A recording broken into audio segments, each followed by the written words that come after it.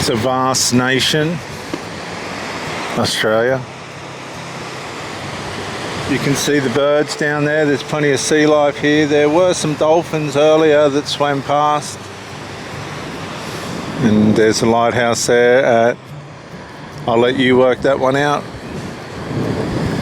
Or for those that are international, that is the Port Macquarie Lighthouse. It's called Tacking Point Lighthouse.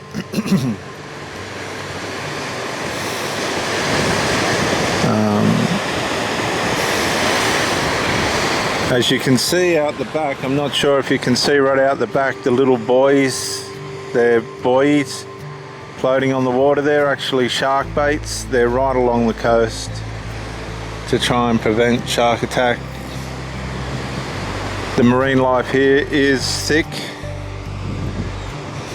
and we need to be careful,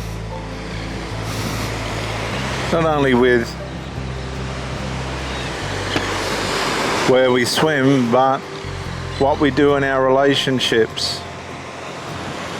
And you'll find that a lot of people are predators. They like to get out and just find what they can have and wait till they get their claws into the situation, and then try and condition you to the least possible input they can manage you at. They don't really want to build anything. A lot of the older narcissistic, disintegrative, degenerative people,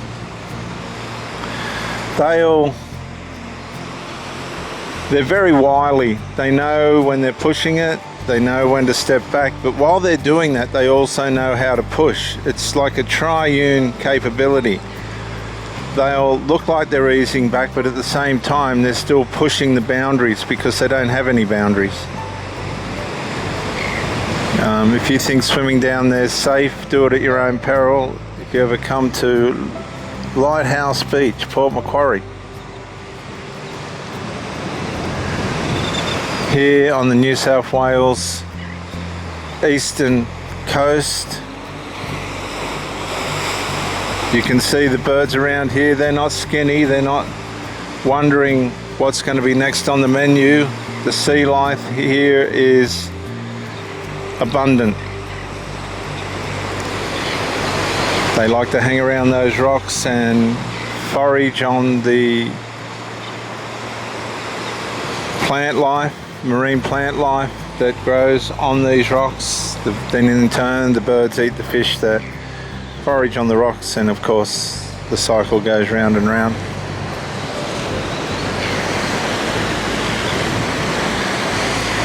So too with the degenerative, sinful natured, covert narcissist or overt narcissist. Once you've had a red flag, that turns that covert narcissist into overt, because you've seen what they're capable of. You've seen what you're dealing with, and if you choose to continue down that route with that person, it won't end well.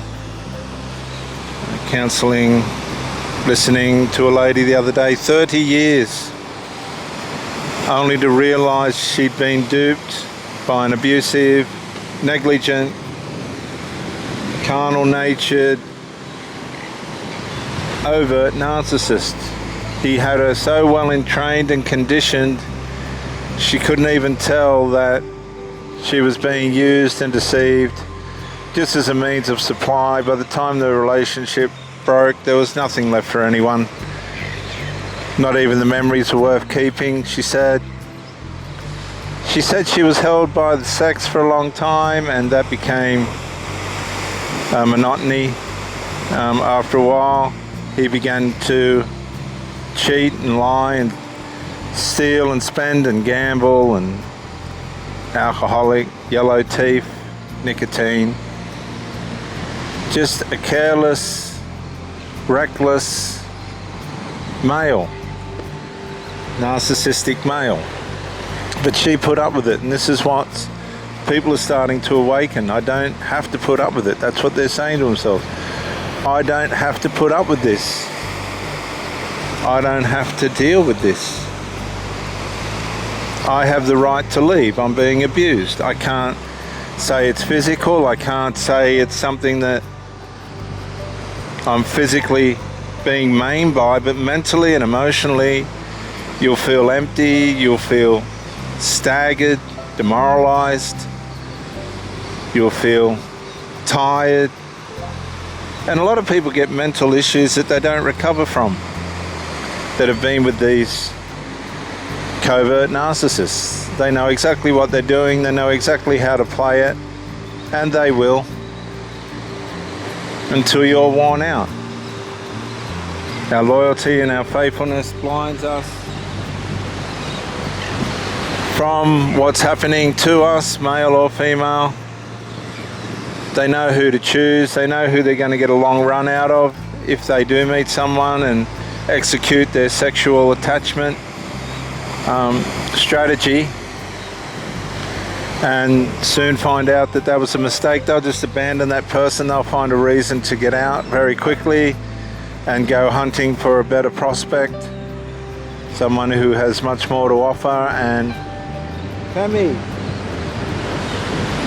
someone who can be more suited to what they do. I know all this because I was one. Many years ago, I was a male narcissist, breaking up in relationships for no logical reason except my own selfishness and self-centeredness and self-deception.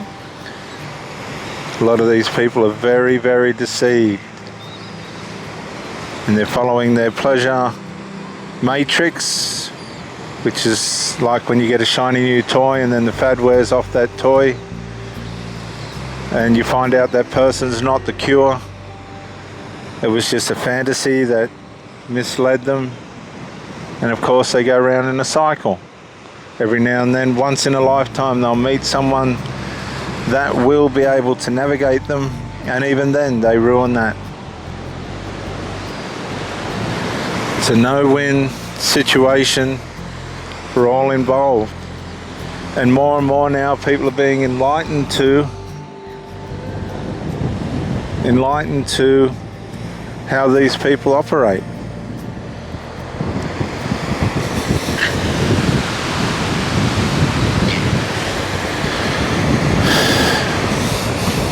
They take advantage of people that are loyal and devoted. They wear them out, and while they're doing that, they're on the hunt for some other